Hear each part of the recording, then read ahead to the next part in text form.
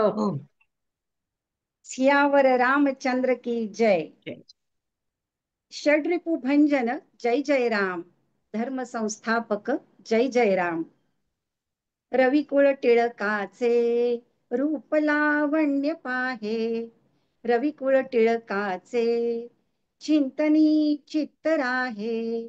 रविकुळ टिळकाची कीर्ती जीवी धरावी. रविकुळ टिळकाची मूर्ती ध्यानी धरावी. अशा सूर्यवंशातील श्रेष्ठ प्रभू रामचंद्राला वंदन करून आजच्या कार्यक्रमाची सुरुवात करूया. सर्व जगदीश स्वरूप श्रोत्यांना माझा नमस्कार. सकल संत विचार मंच पुणे आणि समर्थ व्यासपीठ निगडी यांच्या संयुक्त विद्यमाने रामनवमीच्या निमित्ताने आदरणीय डॉक्टर माधवी महाजन आणि आदरणीय श्रीमती संध्याताई कोल्हटकर सादर करत आहेत रामायणातील देवदानव वृत्ती या विषयावरचं संवादात्मक निरूपण. आणि आज या संवाद निरूपणाचा तिसरा दिवस आहे. आता या निरूपणापूर्वी आपण माधवीताईंनी लिहिलेल्या पुस्तकांचा परिचय करून घेऊ. संत आणि समर्थ अशी ज्यांच्या व्यक्तिमत्वाची दोन रूप काव्यामध्ये आविष्कृत असलेले, काळ आणि परिस्थिती लक्षात घेऊन समाजाला प्रपंच विज्ञान सांगणारे आणि समर्थे समर्थ करावे तरीच समर्थ म्हणवावे या त्यांच्या उक्तीतूनच समाजाला विश्वास देणारे श्री समर्थ रामदास. समर्थ रामदासांच्या व्यक्तिमत्वातील, त्यांच्या चरित्रातील, त्यांच्या लिखाणातील अनेक पैलू उलगडून दाखवणाऱ्या अशा माधवीताईंनी लिहिलेल्या पुस्तकांची ओळख अशी आहे. समर्थ चरित्र सुगंध हे ताईंच्या प्रबंधावरचं पुस्तक आहे, ज्यामध्ये समर्थ चरित्राची समीक्षा आणि साधक बाधक विचार केलेला आहे. चरित्राबरोबरच काही कादंबऱ्या आणि लेख यांचा पण यामध्ये विचार केलेला आहे. दुसरं स्मरण समर्थांचे हे पुस्तक म्हणजे समर्थांच्या चरित्रावर आणि वाङ्मयावर डॉक्टर माधवीताई आणि डॉक्टर समिता टिल्लू म्हणजे ज्यांनी समर्थ रामदास स्वामींच्या तत्वज्ञानावर प्रबंध लिहिलेला आहे अशा अशा या दोघींचे लेख यामध्ये संकलित केलेले आहेत. तिसरं चिरंजीवी हे माधवीताईंचं स्वतंत्र पुस्तक आहे. हनुमंताचं चरित्र, समर्थांची हनुमान भक्ती, समर्थ स्थापित 11 मारुती आणि 11 भीमरूपी स्तोत्रे आणि भीमरूपी महारुद्रा या मारुती स्तोत्राचा संपूर्ण अर्थ, त्याचप्रमाणे समर्थांची उपासना या विषयाचं विवेचन करणारं हे माधवीताईंचं पुस्तक आहे. नंतर समर्थ वाङ्मयाचा परामर्श हा लेखसंग्रह आहे आणि तो माधवीताई आणि संध्याताई या दोघींनी मिळून हा लेखसंग्रह प्रकाशित केलेला आहे. यामध्ये समर्थांच्या इतर वाङ्मयाचा सुद्धा त्यांनी परामर्श घेतलेला आहे. समर्थ भक्तांसाठी, समर्थ वाङ्मयाच्या अभ्यासकांसाठी माधवीताईंची ही पुस्तकं नक्कीच उपयोगाची आहेत.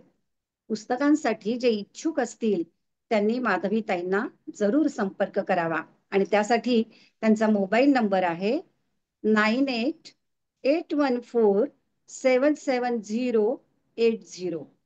9881477080.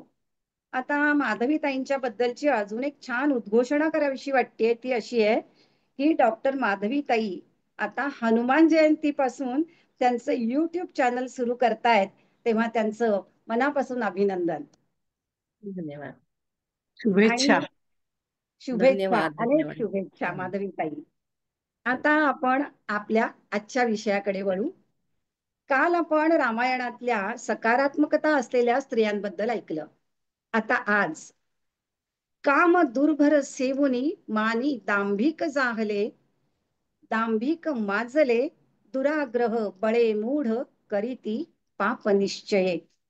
अशा दंभ, वृथा अभिमान, खोटेपणा, क्रोध, कठोर वाणी आणि प्रचंड नकारात्मकता असलेल्या अशा वृत्तीच्या रामायणातल्या स्त्रियांबद्दल आपण ऐकणार आहोत.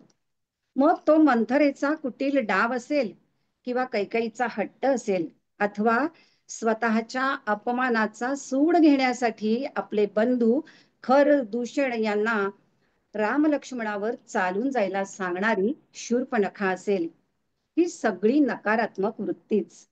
याच नकारात्मक वृत्तीला अनुसरून रामायणातील नकारात्मक स्त्रिया हा संध्याताई आणि माधवीताईंच्या निरूपणाचा आजचा विषय आहे.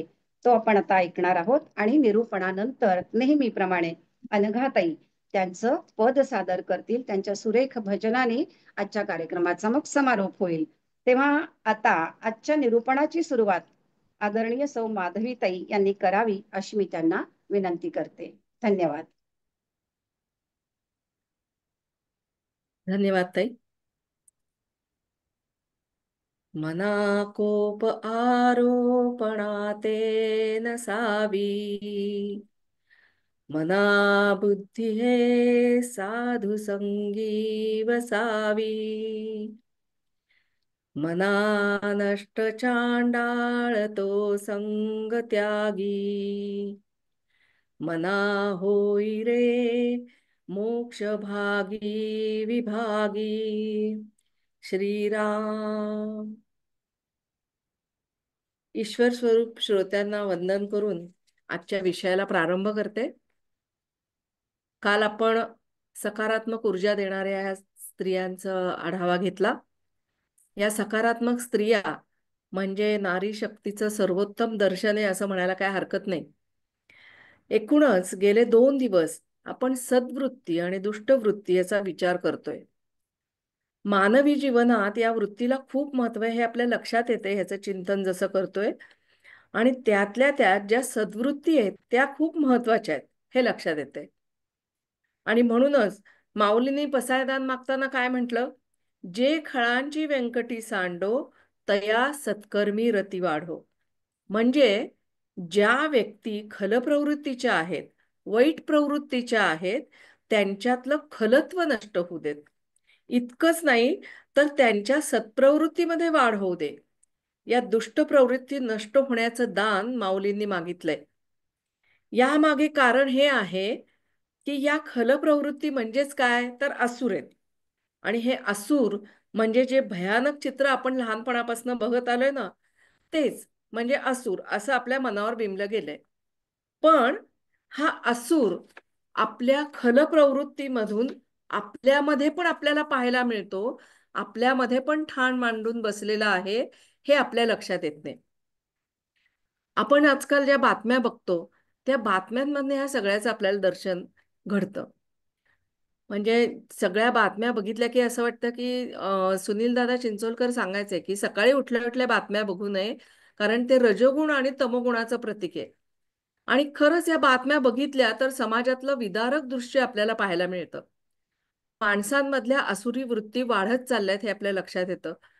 ज्या पद्धतीने माणसांचा अपहरण होऊन क्रूरतेने त्यांची हत्या होते, पती पत्नींमध्ये पराकोटीची भांडण होतात, इतकी की दोघांमध्ये एक जण दुसऱ्याच्या जीवावर उठतो.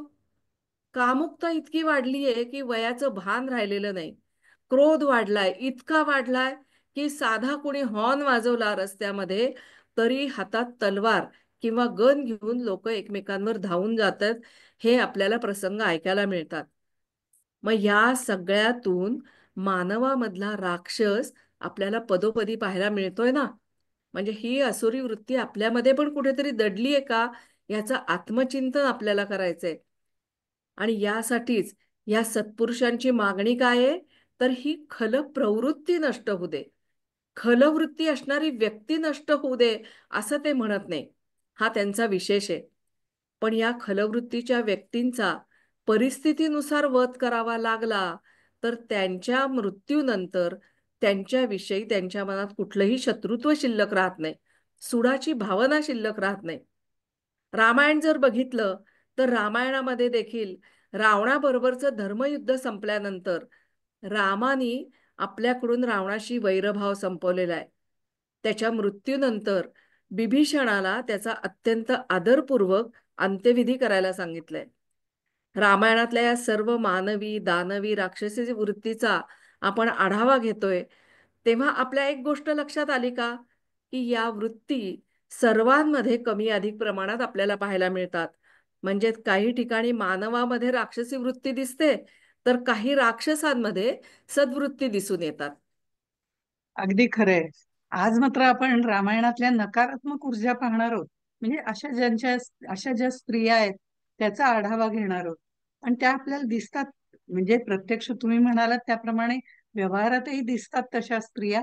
पण तरी सुद्धा आज आपण रामायणातल्या स्त्रियांचा, नकारात्मक स्त्रियांचा एक थोडक्यात आढावा घेणार आहोत. आता त्राटिकेचंच उदाहरण बघा ना. ही त्राटिका राक्षसीच आहे, पण इतकी अत्याचारी आहे की एक स्त्री असून रामाने तिचा वध केला. अत्यंत विघातक वृत्तीची अशी ही राक्षसी आहे. विश्वामित्रांच्या यज्ञाचा भंग करण्यामध्ये ती होतीच. राक्षसांमध्ये तिचंही नाव प्रामुख्याने घेतलं जातं. आपण एखाद्या कजाक स्त्रीला त्राटिका म्हणतो बरं का. अगदी त्राटिकेचा अवतार आहे असं म्हणतो बरं का. हे व्यवहारच झालं. पण म्हणजे कजाकपणा हा सुद्धा एक वृत्तीचाच प्रकार आहे की नाही.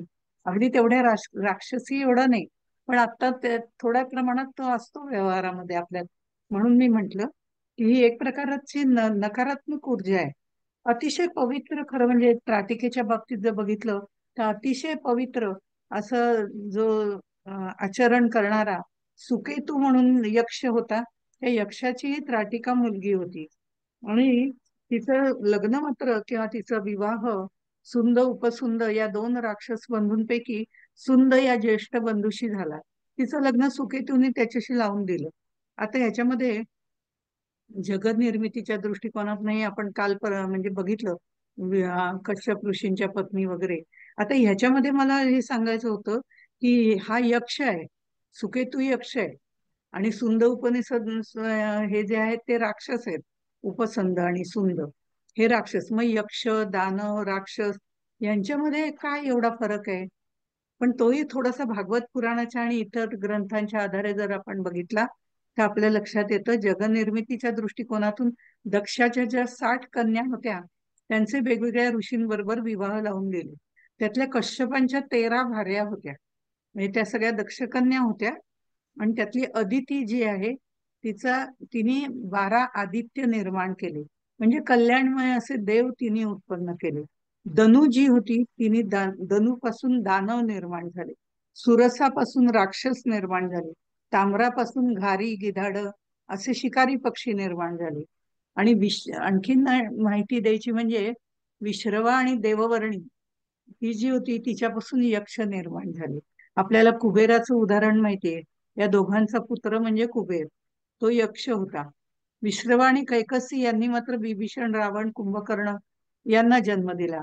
असे ते वेगवेगळे प्रत्येकाचे जे जन्म झालेत ते अवतार धारण करताना सकारात्मक नकारात्मक प्रवृत्ती धरून अशा त्या निर्माण झालेत. ब्रह्मदेवानी ज्या वेळेला रक्षसी असा उपदेश केला त्यावेळेला त्यांच्यापैकी काही जणांनी रक्षसी म्हणजे रक्षण कर, तर प्रत्येकाने वेगवेगळे त्याचे अर्थ घेतले. त्याच्यापैकी निसर्गाचे, त्यातल्या खजिन्याचे, जलाशयाचे रक्षण कर असा ज्यांनी अर्थ घेतला त्यांना यक्ष असं म्हणतात. थोडासा स्वभाव त्यांचा खोडकर असतो. लहरीपणा किंवा जरी असला तरी परोपकारी असतात. त्यांची वृत्ती चांगली असते, म्हणजे म्हणून त्यांना यक्ष असं म्हटलं जातं. वेगवेगळ्या कथा आपण यक्षांच्या ऐकतो, त्याच्यात ते असे क्रूर वगैरे दाखवलेले नाहीये. त्यामुळे रक्षसी याचा या उपदेशात, म्हणजे ब्रह्मदेवाने जो उपदेश केला त्या उपदेशाचा काही जणांनी रक्षण करा, कशाचं? देहाचं रक्षण करा असा अर्थ घेतला. आणि असे देहबुद्धीने वावरणारे जे होते त्यांना दानव असं म्हटलं जातं. दानव म्हणजे देवांचे शत्रू, देवाच्या विरुद्ध भूमिका असलेले असे दानव आहेत. त्यामुळे त्यांना शत्रू असं मानलं जातं. रावण, इंद्रजित हे सगळे दानव आहेत. स्वार्थासाठी, देहबुद्धीच्या स्वार्थासाठी. म्हणजे देहबुद्धी म्हणजे आपल्या देहाचं संरक्षण करणं, देहाचे चोचले पुरवणं, देहबुद्धीच्या स्वातंत्र्यासाठी काहीही करायला तयार असतात. मग आपली उपासना आहे, म्हणजे चांगल्या गोष्टी ते करतात. उपासना आहे, साधना आहे, जप आहे, तप आहे, या सगळ्याचा विनियोग जो आहे तो मात्र स्वार्थासाठी, देहबुद्धीच्या स्वार्थासाठी करतात. त्यांना दानव असं म्हणतात. या दानवामधला तमोगुण जसा वाढत जाईल ना तस तसं त्यांचं राक्षसामध्ये रूपांतर होतं. आणखीनही एक गोष्ट आहे की रक्षसी म्हणजे रक्षण कर या उपदेशाचा विपरीत अर्थ घेणारे आणि स्वार्थासाठी कसेही वागणारे, काय वाटेल त्या स्तरावर घसरणारे आणि आपलं साध्य साधण्याकरता क्रूरता करणारे, अत्यंत स्वार्थबुद्धीने कपट कारस्थान करणारे आणि ऋषीमुनींना खाणारे, मनुष्यांना खाणारे, त्रास देणारे, आणि म्हणजे त्यांच्याकडे अफाट शक्ती आहे पण त्या अफाट शक्तीचा दुरुपयोग करणारे ते राक्षस. त्राटिका ही त्यातलीच होती, शूर्पणखा ही त्यातलीच आहे. असं हे सगळं वर्गीकरण त्यांच्या वृत्तीवरून झालं. म्हणून ते देव, दक्ष, यानव, दानव असे त्याचे भाग पडले. पण जीवनात या वृत्ती प्रवृत्ती सगळ्या महत्वाच्या असतात, नाही का माधवी? ते बरोबर. पण मुळात मुद्दा हा आहे की त्राटिका यक्षकन्या होती तरी तिची वृत्ती अघोरी का होती? तर त्राटिका रावणाची आई कैकसी हिची बहीण आहे, म्हणजे रावणाची मावशी आहे. आणि मावशीचे गुण आणि आईचे गुण जर बघितले तर हे सगळे तिच्यामध्ये उतरलेले आहेत. आणि त्याच्या जोडीला सगळ्यात महत्वाचं म्हणजे तिच्याकडे सहस्त्र हत्तींचं बळ आहे. तिच्यात राक्षसी गुण कुठून आले? तर तिला अगस्त्य ऋषींनी शाप दिला होता. याविषयीची एक कथा भावार्थ रामायणामध्ये आपल्याला पाहायला मिळते. इथे प्रभू रामचंद्रांनीच प्रश्न विचारलाय की त्राटिका यक्षकन्या आहे, मग तिच्यामध्ये राक्षसी पण का आले? जो प्रश्न आपल्याला आहे तो श्रीरामांना पण आहे. यावर विश्वामित्रांनी सांगितलं की ही त्राटिका आपल्या 2 मुलांना घेऊन वनवासी होऊन भटकत होती आणि ती अगस्त्य ऋषींच्या आश्रमापाशी आली. आणि तिथे आल्यानंतर 10 हत्तींचं बळ असलेल्या या शक्तिशाली त्राटिकेने आपल्या बळाच्या सहाय्याने अगस्त्य ऋषींचा छळ आरंभला. राक्षसांना ती आवडच होती ऋषींचा छळ करणं. आपल्या 2 मुलांना घेऊन अत्यंत विक्राळ तोंड घेऊन ती ऋषींना त्रास द्यायला लागली. आणि म्हणून मग तिला ऋषींनी शाप दिला की तुम्ही सगळे विक्राळ तोंड असलेले राक्षस होऊन या वनात राहाल. अशी ही अगस्त्य ऋषींनी शापदग्ध केलेली राक्षसी आहे. त्यामुळे तिच्या शक्तीला उन्मत्तपणाची जोड मिळाली. सुंद उपसुंद वीर होतेच, पण त्याबरोबर मोठं तप करून ब्रह्मदेवांकडून त्यांनी वर प्राप्त करून घेतला होता की तुम्हाला इतर कोणीही मारू शकणार नाही. बघा हे राक्षस कसे माततात. आणि त्यामुळे साहजिकच हे दोघंही सगळ्या जगाला भारी पडले. त्यांनी सर्वांना त्राहिमाम करून सोडलं.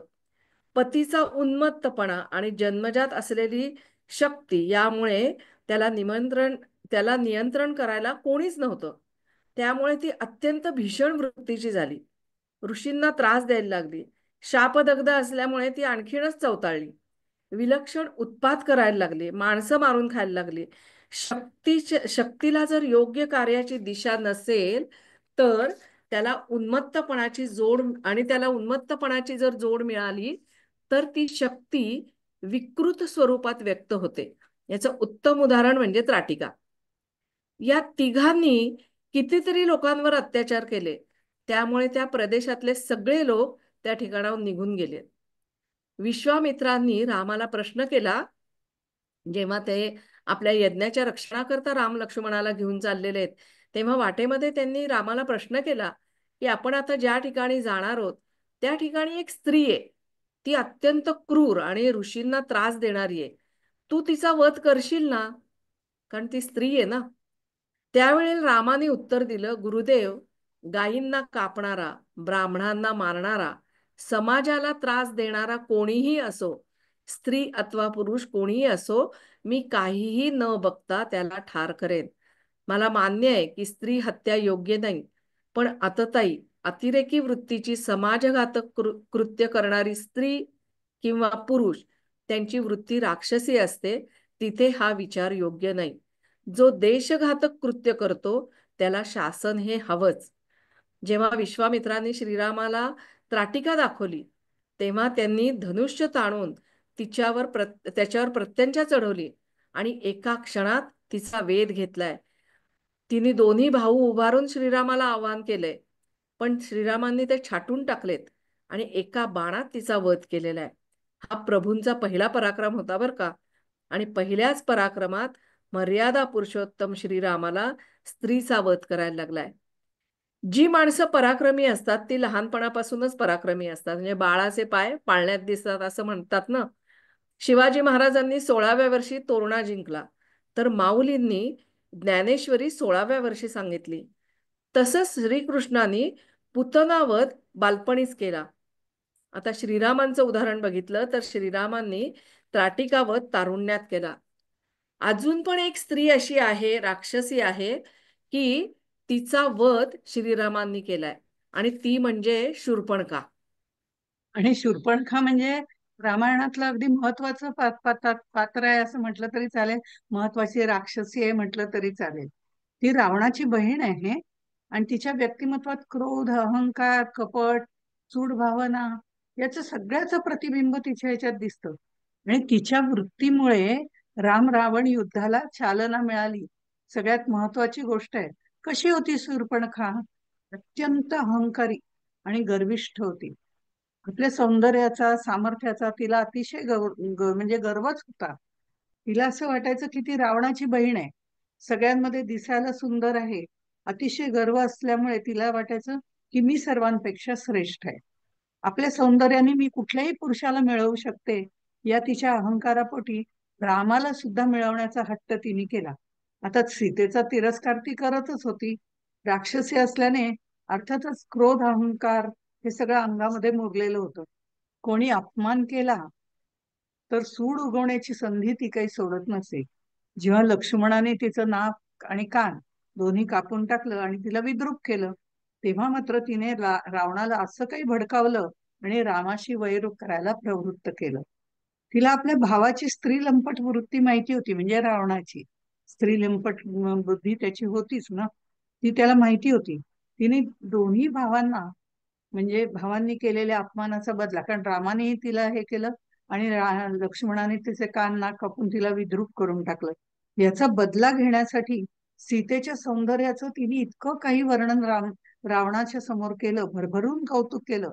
आणि तू तिला पळवून आण, ती तुझीच राणी होण्याच्या योग्य आहे, अशा पद्धतीने त्याला त्याच्या मनाची धारणा तिने बदलून टाकली आपल्या विचारांनी. अतिशय कपटी अशा शूर्पणखेला तिचं उद्दिष्ट साध्य करण्यासाठी कपटी मार्गाचाच विचार करायचा आणि तोच मार्ग अवलंबायचा असं तिला फार आवडायचं. असं सूड पूर्ण करण्यासाठी धूर्त शूर्पणखेनी रावणाला चुकीची माहिती दिली आणि रामाशी शत्रुत्व करायला भाग पाडले. शूर्पणखा इच्छाधारी आणि कामुक वृत्तीची होती. ती कोणतंही रूप सहजपणे घेत असे. त्यामुळे रामासमोर येताना ती राक्षसी रूपात कधीच आली नाही. एका सुंदर सौंदर्यवतीच्या रूपामध्ये, सुंदर ललनेच्या स्वरूपातच आली, जेणेकरून कधीतरी का होईना पण रामाला आपली भुरळ पडेल असं तिला वाटत होतं. आणि सौंदर्याच्या बळावर तिने रामाला वश करण्याचा बराच प्रयत्न केला. पण जेव्हा रामाने नकार दिला तेव्हा तिने आपला मोर्चा लक्ष्मणाकडे वळवला. त्याचंही तिला काही वाटलं नाही की ह्याच्याशी नाही तर त्याच्याशी कोणाशी तरी आपल्याला जोडता येत आहे का बघायचं. अशी ही स्वार्थी आणि आत्मकेंद्री वृत्ती तिची होती. आणि तिला हे माहिती होतं बरं का, की उद्या रामाचं आणि त्याचं वैर निर्माण झालं तर निश्चितपणे आपल्या भावाचा, म्हणजे रावणाचा आणि लंकेचा दोन्हीचा नाश होणार आहे. पण तिला तिचा स्वार्थ साधायचा होता ना, त्यामुळे तिने श्रीरामाविषयी रावणाला भडकावलं. रावणाच्या विनाशाला चालना देणाऱ्या घटनांमध्ये जिथे जिथे विनाश आहे तिथे तिथे ही शूर्पणखा आहेच. त्यामुळे रावणाच्या विनाशाला चालना देणारी अशी ही शूर्पणखा, तिचं मोठं योगदान याच्यामध्ये आहे. ती नसती तर कदाचित हे युद्ध वगैरे झालं पण नसतं. कारण रामाला तिने जे भडकावलं आणि त्यांच्यामधलं वैर आणखीन प्रदीप्त केलं ना, त्यामुळे ते महत्व. राक्षसी वृत्तीतून हे नक्की आपल्याला समजतं की अहंकारी माणसाचा नाश अटळ असतो. आत्यंतिक क्रोध, सुडाची भावना असं हे सगळं घातक असतं. पण त्यामुळे एखाद्या साम्राज्याचा सुद्धा नाश होऊ शकतो हे पाहायला मिळतं. पण रागावर नियंत्रण ठेवलं नाही त्याचे भयंकर परिणाम होतात. शूर्पणखा सामर्थ्यवान, इच्छाधारी असली तरी तिच्या अधार्मिक वृत्तीमुळे तिच्या कुटुंबाचा विनाश तिनेच घडवून आणलेला आहे. बरोबर. शूर्पणखा जशी विनाशाला कारणीभूत होती ना, तशीच कैकई पण अयोध्येतील सुखरूप जीवन दुःखात टाकणारी आहे बरं का. कैकई ही रामायणातली एक अत्यंत गुंतागुंतीची आणि मानवी भावनांचं विविध रंग दाखवणारी व्यक्ती आहे. तिच्या व्यक्तिमत्वात प्रेम आणि द्वेष या दोन परस्पर विरोधी भावना आपल्याला पाहायला मिळतात. तिच्या स्वभावाचं जर विश्लेषण केलं तर हे विश्लेषण करताना तिच्या मनोवृत्तीतला संघर्ष आणि बदल यावर अधिक प्रकाश आपल्याला टाकता येतो.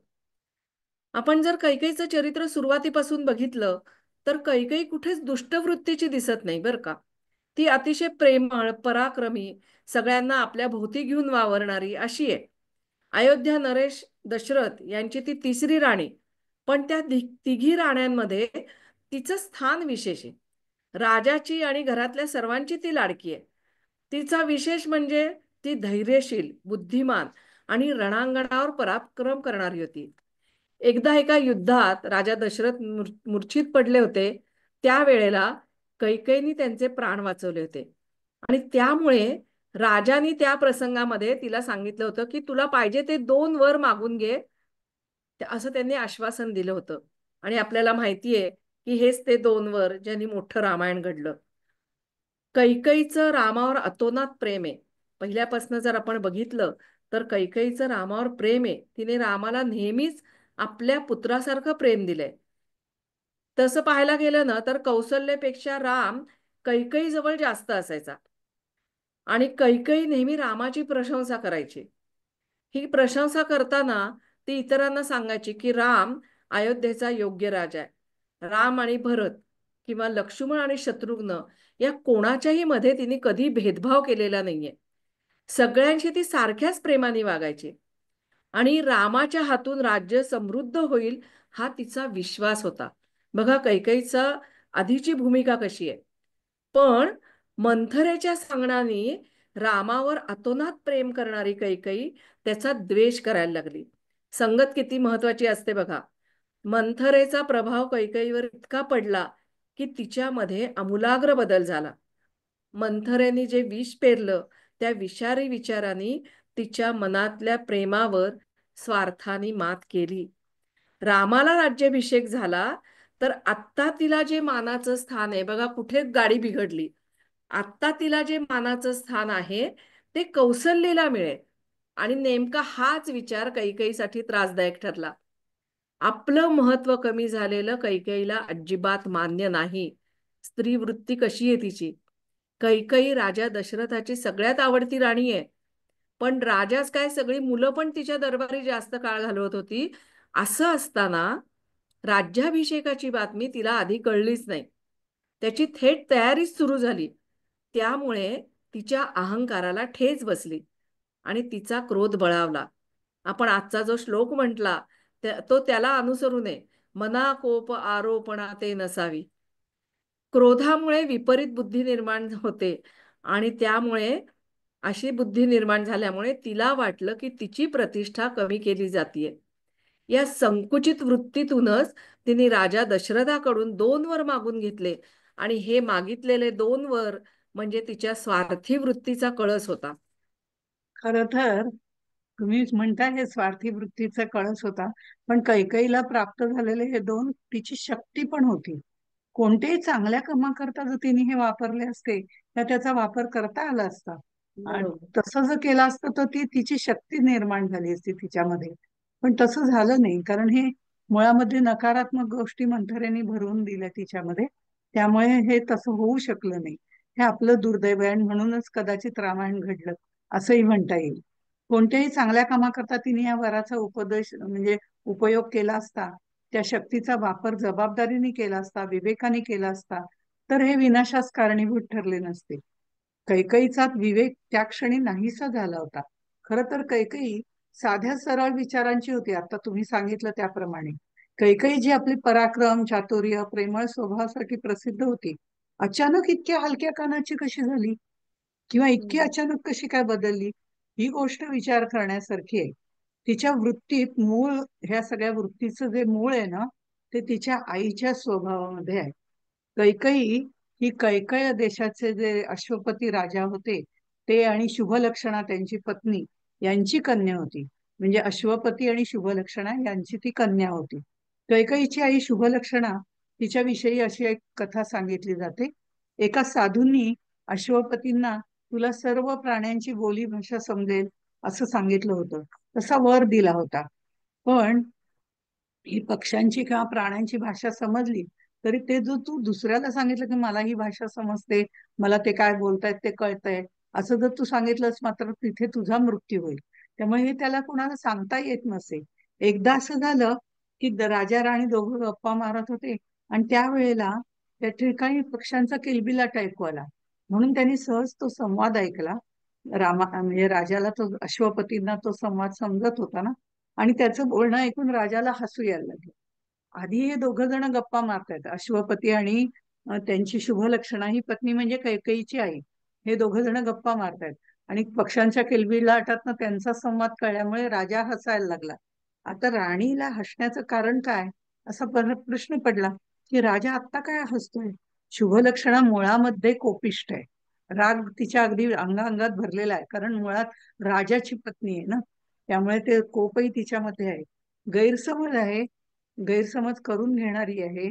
त्यामुळे राजा आपल्यावरच हसला की काय असं तिला वाटलं, म्हणून तिने कारण विचारलं. तेव्हा राजा म्हणतो, मी तुला कारण सांगू शकणार नाही. ते सांगितलं तर माझा तात्काळ मृत्यू होईल. पण राणी इतकी काही रागावलेली होती, ती म्हणते तुम्ही जगा नाही तर मरा, मला काही त्याच्याशी माहिती नाही, मला तुम्ही का हसलात ते सांगा. आता हे म्हणजे हे मला समजलंच पाहिजे. अशी दुराग्रही थोडीशी स्वभावाची ती राणी होती. राजा म्हणजे हट्टासाठी राजा मेला काय जगला काय असं ती पटकन म्हणून जाते, म्हणजे त्याची तिला पर्वा नाही. शुभलक्षण खरं म्हणजे राजाची लाडकी होती, पण आक्रस तळेपणा तिचा तो सगळा बघून त्या दिवशीचा आणि भविष्याचा विचार करून त्यांनी तिला राज्यातनं हकलवून दिली. कारण हे भांडण शेवटी त्या दोघातलं अति टोकाची भूमिका घ्यायला लागलं ना, त्यामुळे त्यामुळे कैकेयीला लहानपणापासून तिच्या आईचं प्रेम मिळालेलं नाही. पण हे आईच्यातले गुण मात्र तिच्यामध्ये डीएनए येतात ना, आपल्यामध्ये जसं आपण म्हणतो की आई वडिलांचे डीएनए आपल्यात येतात, तशा पद्धतीने ते डीएनए मात्र तिच्यामध्ये आलेले होते. त्यामुळे कैकेयी तरी थोडीशी हट्टी स्वभावाची तिच्यासारखी होती. पण कैकेयीच्या आईला राज्याबाहेर हकलवल्यामुळे साहजिकच कैकेयीला लहानपणापासून आईचं प्रेम मिळालंच नाही. तिचा संपूर्ण सांभाळ मंथरेने केला. नाही म्हणाला, आईच्यातले दुर्गुण मात्र तिच्यामध्ये उतरले. जेव्हा राजा दशरथ सांगतात की अगं कैकेयी, राम माझ्यापासून दूर गेला तर माझा मृत्यू निश्चित आहे, ते ऐकूनही कैकेयी म्हणते मला ते काही माहित नाही. आज संध्याकाळ होण्याच्या आत रामाने वनवास गमन केलंच पाहिजे. अशा या वृत्तीची ही कैकेयी साधी सरळ असली तरी स्वतःचा विचार करणारी, स्वार्थी विचार करणारी अशी आहे. आणि त्यामुळे तिला कोणी तिच्या स्वार्थाच्या गोष्टी सांगितल्या की त्या तिला लगेच पटतात. त्यामुळे मंथरेच्या कपटी युक्तिवादामुळे कैकेयीच्या मनात शंका आणि असुरक्षिततेचं बीज पेरलं गेलं, नाही का? हे खरंच, त्याच्या मागचं कारण असावं असं मला वाटतं. अगदी खरं. म्हणजे मानवी जीवनामध्ये संगत अतिशय महत्वाची आहे. वाईट संगत आणि नकारात्मक विचार दुबळ्या मनाला सहज वश करून टाकतात, हे याच्यावरनं लक्षात येतं. कैकेयीमध्ये झालेलं अचानक जे परिवर्तन आहे, त्यामागे मानवी वृत्तीमधल्या काही सूक्ष्म पण प्रभावी गोष्टी दिसतात. आणि त्यापैकी महत्वाचं म्हणजे तिचा मातृभाव आणि पुत्र मोह. कैकेयीचं रामावर कितीही प्रेम असलं तरी तुम्ही काल म्हणालात संध्याताई, तसं अधिकार हा विषय आल्यानंतर तिने भरताकडे झुकतं माप दिलंय. मंथरेने तिच्या मनात भीती निर्माण केली की राम राज्याभिषेक झाल्यावर भरत दुर्लक्षित होईल. मातृप्रेम आणि असुरक्षिततेची जी भावना, यामुळे तिने हे टोकाचं पाऊल उचलले. प्रेमाचा अतिरेक, मोह आणि आसक्ती यामध्ये अडकवते, याचं हे उदाहरण आहे. त्यामुळे कैकेयीला योग्य काय अयोग्य काय याचं भानच राहिलं नाहीये. माणसाने अहंकार आणि अस्मिता जपण्याचा प्रयत्न जर केला तर त्यामध्ये तो हे असं बेभान वागू शकतो, पण त्यामध्ये त्यांनी आपली माणुसकी हरवू नये एवढं नक्की. मंथरेच्या सांगण्यावरून कैकेयीच्या मनात आपल्याला प्राप्त झालेल्या वरदानाचा उपयोग जो करायचा आहे, तो तिने स्वतःच्या स्वार्थाकरता करावा, हा विचार तिच्या मनामध्ये रुजला गेला.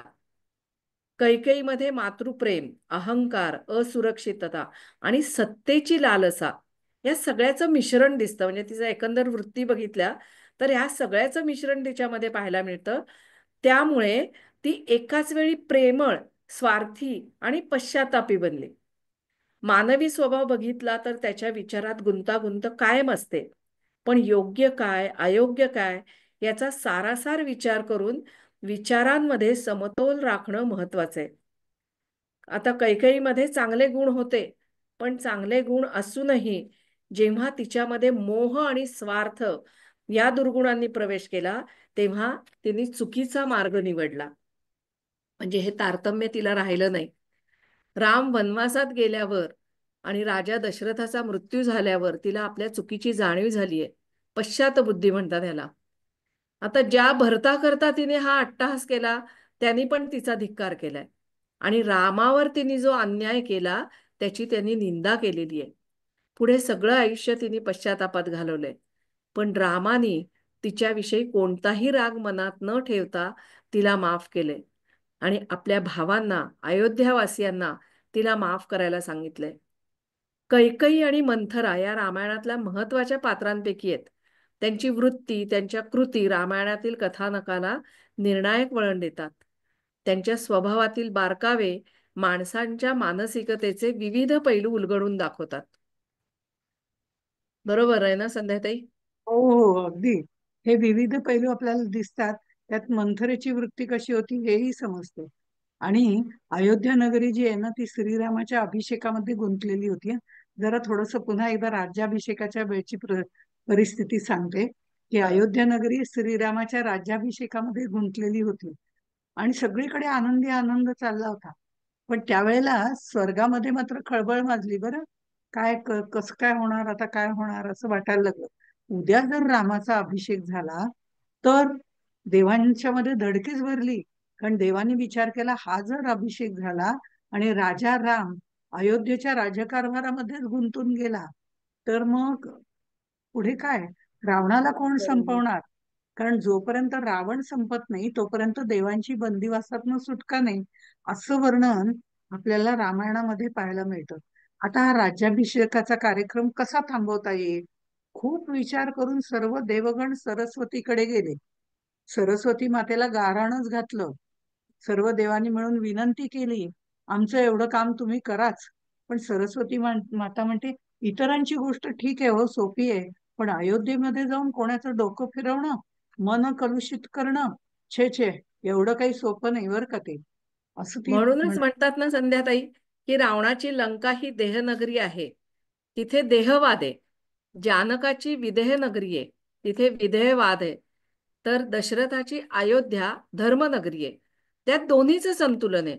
धर्मामध्ये समाजाचा, परिवाराचा, उन्नतीचा विचार आहे. धर्म आणि मोक्ष यांचा समन्वय म्हणजे अयोध्या, म्हणजे संकल्पनगरी. हो ना, अगदी खरंय माधवी ते. पण म्हणूनच तर सरस्वती म्हणाली ना की हे काम अवघड आहे.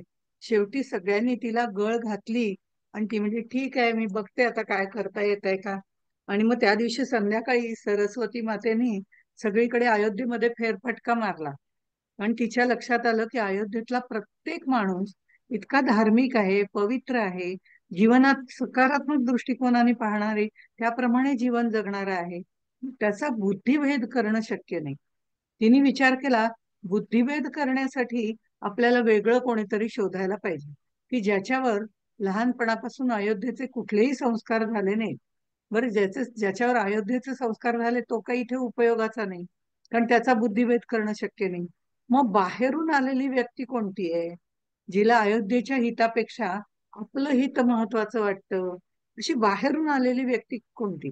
बरं का माधवीताई, व्यवहारात हम्म. सुद्धा आपल्याला अशा व्यक्ती पाहायला मिळतात. बाहेरून आलेल्या व्यक्तीला आपल्या देशाबद्दल प्रेम असेल, पण देशहितासाठी ती स्वतःचं नुकसान करून घेणार नाही. पण बरोबर. याच मातीत आणि याच संस्कारात वाढलेली जी व्यक्ती असेल ती स्वहितापेक्षा राष्ट्रहिताला महत्व देईल, असं आहे ना. अगदी हम्म. तसंच आहे. म्हणून म्हणावं असं वाटतं की रामायण आणि महाभारत हा फक्त इतिहास नाही, समाजाच्या मनाचं प्रतिबिंब आहे. बाहेरून आलेली व्यक्ती जिचा बुद्धिभेद करणं शक्य आहे ती म्हणजे कोण? राजघराण्याशी निगडीत असलेली मंथरा. मंथरा बरोबर. तशी वयाने प्रौढ आहे बरं का. ती अशीच एकदा गच्चीवर, म्हणजे त्या ह्या सगळ्या कार्यक्रमाची तयारी चाललेली असते ना, त्यावेळेला महालाच्या गच्चीवर जाते आणि तिथे म्हणजे ही मोठेपणी आलेली आहे, त्यामुळे तिच्या स्वभावात फारसा फरक नाहीये. ही जेव्हा वरती तिथे जाते आणि बघते की ही सगळी तयारी कसली चाललेली आहे, आणि त्याच वेळेला बरोबर सरस्वती तिथे येते आणि तिचा एक पेच ढिला करून टाकते, बुद्धीचा भ्रम करून टाकते, बुद्धीचा भ्रंश करून टाकते. आणि मग आणि अशा गोष्टी करायला सरस्वतीला वेळ लागत नाही, पण ती परफेक्ट वेळ साधणं महत्वाचं आहे. सगळं नगर सजून धजून तयार आहे. कौशल्य मातेचा विवाह म्हणजे महाल जो आहे तो विशेषत्वाने सजवला जातोय. हे सगळं मंथरा बघते आणि कौशल्याच्या दासीला विचारते, अगं हे सगळं काय चाललंय, कसला उत्सव आहे? दासी म्हणते, तुला ठाऊक नाही? उद्या म्हणजे तू एवढी महत्वाची आणि तुला ठाऊक नाही? उद्या आमच्या राजाचा रामाचा राज्याभिषेक आहे.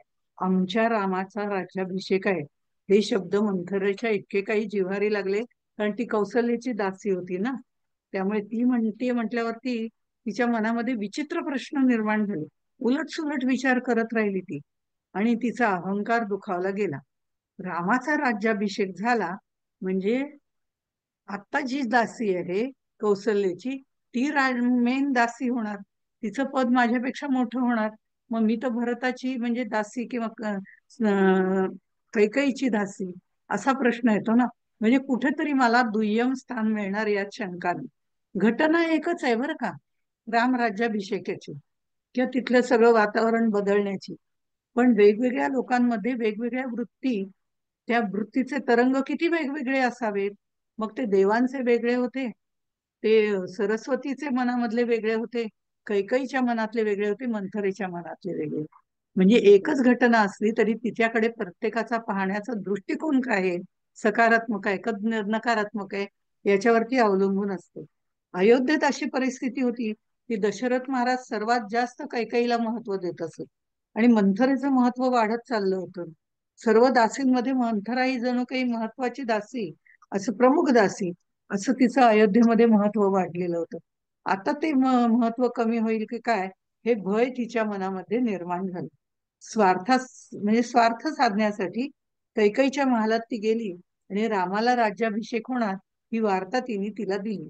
कैकेयीची पहिली प्रतिक्रिया चांगलीच होती बरं का, की यावर म्हणजे कसं, अगं रामाचा विचार आहे ना, मग काहीच हरकत नाही. राम काय महत्वाचाच आहे, मला तो मुलासारखा आहे, भरत काय आणि तो काय. त्यावर कैकेयी म्हणते की अहो मी तुम्हाला मी तुम्हाला रामाविषयी नाही सांगत आहे, भरताविषयी सांगतेय की राज्याभिषेक रामाला होणार आहे, भरताला होणार नाहीये. असे विषारी विचार पेरायला तिने सुरुवात केली. आणि मग ती म्हणली, ठीक आहे ना, राम आणि भरतामध्ये काय अंतर आहे? जसा राम तसा भरत, या दोघांच्या मध्ये मला काही फरक वाटत नाही. आणि रघुवंशामध्ये मोठ्या मुलाचा राज्याभिषेक करण्याचीच पद्धत आहे. कैकेयीच्या या उत्तरावर चिडून मंथरा म्हणते, अहो आपला तो आपला आणि परका तो परका, मी कसं तुला हिताचं सांगतेय असा विचार मनामध्ये आणून असे हावभाव करून कैकेयीचं सगळं ब्रेन वॉशिंग तिने केलं. आपल्या भाषेत सांगते म्हणजे फार सांगायची गरज नाही. ब्रेन वॉशिंग तिने केलं आणि दशरथाकडनं 2 वर तुम्ही मागून घ्या, हीच योग्य वेळ आहे, असं इतकं काही कैकेयीचं डोकं फिरवलं की तिच्या नकारात्मक वृत्ती जाग्या झाल्या. महाराज दशरथांना ती गळ घालते की सायंकाळच्या आत राम वनवासात गेले पाहिजे, नाही तर मी जिवंत राहणार नाही. म्हणजे बघा, हलक्या लोकांच्या नादी लागल्यावर जीवनात कसा विपरीत परिणाम होतो याचं उत्तम उदाहरण म्हणजे कैकेयी आहे. हीन वृत्तीच्या मंथरेच्या नादी लागल्याने कैकेयी मातेचा विध्वंस झाला. 14 वर्ष 14 वर्ष तिचं अंतःकरण सतत जळत राहिलं की मी माझ्या पतीच्या मृत्यूला आणि रामाच्या वनवासाला कारणीभूत झाले. अर्थात हे सगळं मंथरेच्या महत्वाकांक्षेमुळे झालं. मंथरा बुद्धिमान आहे, कारस्थानी म्हणून बुद्धिमान असावंच लागतं, पण अशा लोकांपासून खूप सावध राहावं लागतं. माणसाला सत्संग जमला नाही तर त्याने एकटं राहावं, पण दुःसंग नक्की टाळावा. खरंच आहे, दुःसंगाचे परिणाम इतके वाईट होतात. आता तुम्ही जे म्हणालात ना मध्ये आता की मंथरा बुद्धिमान आहे, असा आता उल्लेख केला. वाईट हा. माणूस असला तरी त्याला बुद्धिवान व्हायलाच लागतं. आपल्याकडे मुंबईला बॉम्बस्फोट झाले होते मध्ये, एका पाठोपाठ एक 5-5 मिनिटांनी ठरलेल्या वेळेला ठरलेल्या ठिकाणी ते बॉम्बस्फोट झाले. आता याचं प्लॅनिंग करणारा जो कोणी होता तो निश्चित डोकेबाज होता, त्याला निश्चित बुद्धी होती. पण ती आणि म्हणून ते सगळं यशस्वी झालं. पण बॉम्बस्फोटासारख्या राष्ट्रद्रोही घटना करायला डोकं लागतं हे मान्य आहे, पण त्यामुळे सर्वांचं नुकसान नाही का होतं? आता त्राटिका काय, शूर्पणखा काय, मंथरा काय, या व्यक्तिरेखा पाहिल्या तर सर्व नकारात्मक, सगळ्या नकारात्मक ऊर्जा आपल्याला पाहायला मिळतात. जी स्वतः तर दूषित होऊनच जाते, स्वतःचा नाश करून घेते आणि आजूबाजूचं वातावरण सुद्धा दूषित केलं जातं. संकट येतात आणि ती शक्तीचा अपव्यय केला जातो. त्यांच्या त्यांच्यामुळे बाकीच्यांवर संकट येतात आणि त्यांच्या शक्तीचा, खरं म्हणजे चांगली शक्ती त्यांच्याकडे आहे, पण त्याचा अपव्यय केला जातो कारण ती नकारात्मक ऊर्जा वापरली जाते. देश काळ परिस्थिती सगळ्याला हे घातक ठरतं. संकट यावी लागतात, त्याशिवाय आपल्याला त्याचं महत्व, म्हणजे सुखाचं महत्व कळत नाही, हे नक्की आहे. आपल्यावर बरोबर, संकट येतच राहतात. अगदी बरोबर. आपल्यावर संकट येतच राहतात, पण देवाने आपल्याला बरंच काही दिलेलं असतं. ते आपल्या लक्षात येत नाही. आपल्याला सदा न कदा रडण्याची सवय लागलेली आहे. पण दुःखावरती मात करून मी जीवनामध्ये यशस्वी होईन, हा प्रचंड आत्मविश्वास माणसामध्ये हवा. दुःख आहे म्हणून सुखाला किंमत आहे. जीवनामध्ये दुःख नसतील, आपत्ती नसतील, संकट नसतील, तर जीवनात काही मजा राहणार नाही. म्हणून देवाजवळ नेहमी दुःख देऊ नको असं मागण्यापेक्षा, देवा दुःखाच्या सोबतीला मला ते सहन करण्याची आणि त्याला सामोरं जाण्याचं धैर्य मला दे, विवेक दे, असं मागणं मागावं. हे यातून शिकायचंय. रामापासून दूर जाणं ही नकारात्मक वृत्ती आहे. तर रामाच्या सन्निधीत राहणं ही सद्वृत्ती आहे. हा विचार मनात ठेवून मी इथेच माझ्या वाणीला विराम देते. पण त्यापूर्वी अनघाताईंचं एक सुंदर पद आपण ऐकूया. कसा मला टाकुनी गेला राम, कसा मला टाकुनी गेला राम, कसा मला टाकुनी गेला राम.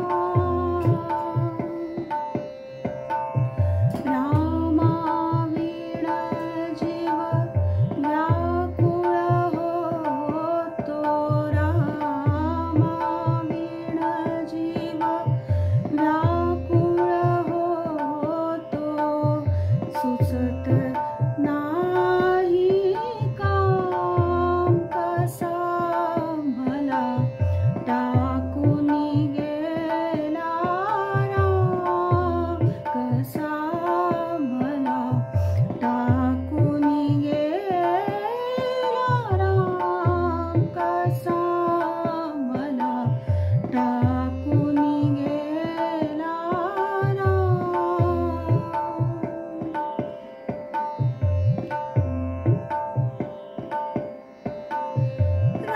रामाविण मज चैन पडेना, नाही जीवासी आराम. रामाविण मज चैन पडेना, नाही जीवासी आराम. एका जनार्दनी पाहुनी डोळा, एका जनार्दनी पाहुनी डोळा, स्वरूप तुझे घनश्याम, कसा मला टाकुनी गेला राम, कसा मला टाकुनी गेला राम, कसा मला टाकुनी गेला राम, कसा मला टाकुनी गेला राम.